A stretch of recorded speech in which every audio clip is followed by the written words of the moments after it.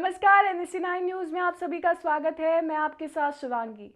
चलिए नजर डालते हैं देश दुनिया की कुछ बड़ी खबरों पर। पीएम मोदी ने बनाया रिकॉर्ड। प्रधानमंत्री नरेंद्र मोदी ने एक और ऐतिहासिक उपलब्धि हासिल की है। वह भारत के सबसे लंबे समय तक लगातार प्रधानमंत्री रहने वाले दूसरे नेता बन गए हैं। मोदी ने प्रधानमंत्री पद पर 4078 दिन पूरे कर लिए हैं, जिससे उन्होंने पूर्व प्रधानमंत्री इंदिरा गांधी के लगातार कार्यकाल के 4077 दिनों के रिकॉर्ड को पीछे छोड़ दिया है।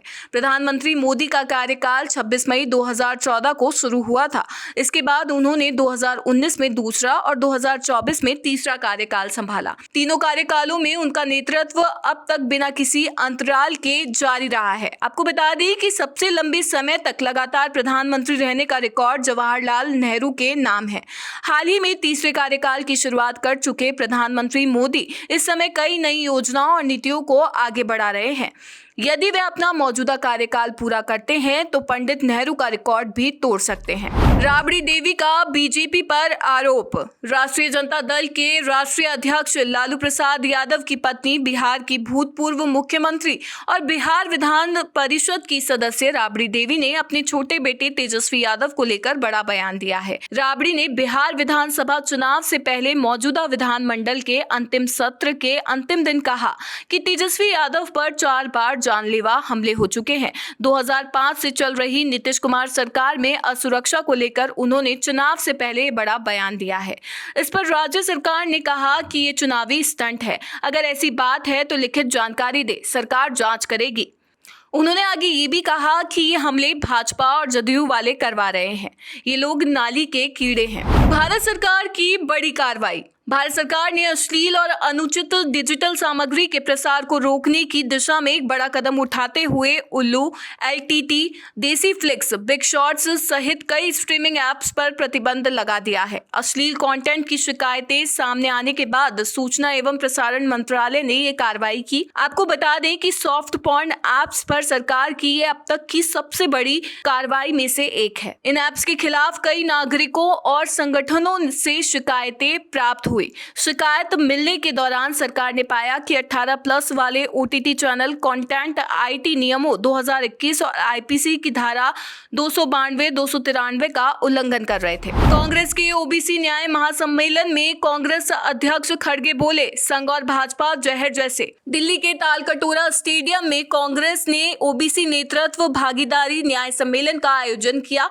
इस कार्यक्रम को संबोधित करते हुए कांग्रेस अध्यक्ष मल्लिकार्जुन खड़गे ने कहा कि राहुल गांधी पिछड़ों और दलितों के लिए लड़ते हैं। अगर लोकसभा चुनाव में 30 सीटें आती तो हम सत्ता में होते। खड़गे ने अपने संबोधन में कहा कि जो प्रधानमंत्री झूठ बोलता है वह देश का भला नहीं कर सकता। RSS और भाजपा जहर जैसे हैं। अगर आप इस जहर को चख लेते हैं तो आपका सफाया तय है। हमें एकजुट होकर लड़ना पड़ेगा। ये लोग आपको बांटने की कोशिश कर रहे हैं, लेकिन आपको एकजुट होना पड़ेगा। इस देश को कांग्रेस ने जो दिया है उसे कोई भी खत्म नहीं कर सकता। राहुल गांधी के समन पर रोक का अंतरिम आदेश बरकरार। सुप्रीम कोर्ट ने कांग्रेस नेता राहुल गांधी के खिलाफ उत्तर प्रदेश में दर्ज आपराधिक मामले में सुनवाई पर लगी रोक को शुक्रवार को आगे बढ़ा दिया। ये मामला 2022 में विनायक दामोदर सावरकर पर की गई टिप्पणी से जुड़ा है।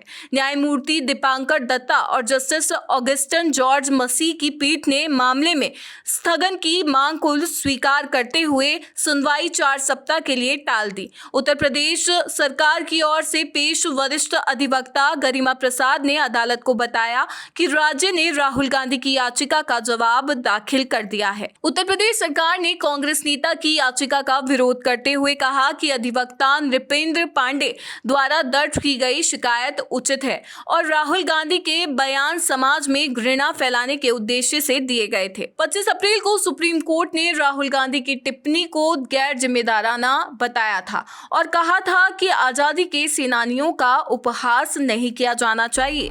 मानसून सत्र का 5वां दिन आज। आज संसद के मानसून सत्र का 5वां दिन है। संसद के दोनों सदनों की कार्यवाही शुरू होने से पहले कांग्रेस सांसद और लोकसभा में विपक्ष के नेता राहुल गांधी समेत पार्टी सांसद प्रियंका गांधी वाड्रा और अन्य विपक्षी दलों के सांसदों ने चुनाव आयोग की प्रक्रिया SIR को लेकर संसद परिसर में विरोध प्रदर्शन किया। सदस्यों ने SIR को फाड़ दिया और उसे कूड़ेदान में फेंक दिया। साथ ही मोदी सरकार हाय हाय के नारे लगाए। उधर लोकसभा में विपक्ष के हंगामे के बाद सदन को दोपहर 2 बजे तक के लिए स्थगित कर दिया गया। मतदाता सूची को अपडेट करना संवैधानिक कर्तव्य, पूरे देश में जल्द शुरू होगा SIR अभियान, चुनाव आयोग ने कहा।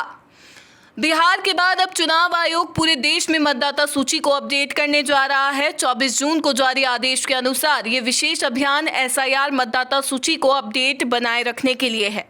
आयोग जल्द ही पूरे देश के लिए SIR का शेड्यूल जारी करेगा। चुनाव आयोग ने कहा है कि मतदाता सूची को सही रखना उनका संवैधानिक कर्तव्य है, इसीलिए पूरे देश में एक विशेष अभियान चलाया जाएगा।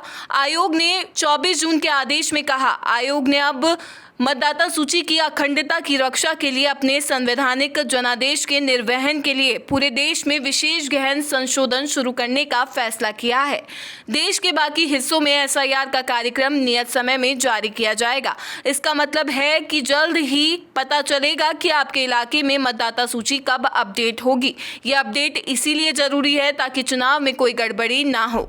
भाषा विवाद के बीच कमल हासन ने तमिल में ली राज्यसभा सांसद की शपथ, तालियों की गड़गड़ाहट से गूंजा सदन। मशहूर अभिनेता और मक्कल निधि मय्यम के संस्थापक कमल हासन ने राज्यसभा सांसद के रूप में तमिल भाषा में शपथ लेकर अपने राजनीतिक करियर की नई शुरुआत की। संसद भवन में शपथ ग्रहण के दौरान उन्होंने कहा, मैं एक भारतीय के रूप में अपना कर्तव्य निभाऊंगा। ये उनकी पार्टी MNM के लिए महत्वपूर्ण क्षण है, क्योंकि 2018 में पार्टी के गठन के बाद ये उनका संसद में पहला आधिकारिक रोल है। कमल हासन की राज्यसभा में एंट्री तमिलनाडु में DMK के साथ उनके रणनीतिक गठबंधन का परिणाम है। MNM ने 2024 के लोकसभा चुनाव में DMK के नेतृत्व वाले सेकुलर प्रोग्रेसिव अलायंस का समर्थन किया था, जिसने तमिलनाडु की सभी 39 सीटों और पौंडीचेरी की 1 सीट पर जीत हासिल की।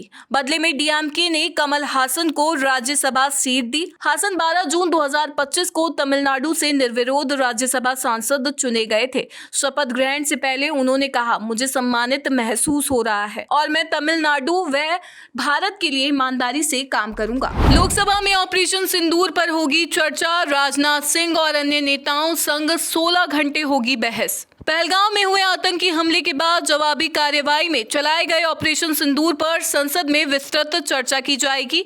सोमवार को संसद में इस पर चर्चा होगी, जिसमें रक्षा मंत्री राजनाथ सिंह लोकसभा में भारत के सीमा पार आतंकवाद विरोधी अभियान पर बहस का नेतृत्व करेंगे। इस चर्चा में राजनाथ सिंह के अलावा गृह मंत्री अमित शाह और विदेश मंत्री S जयशंकर शामिल होंगे।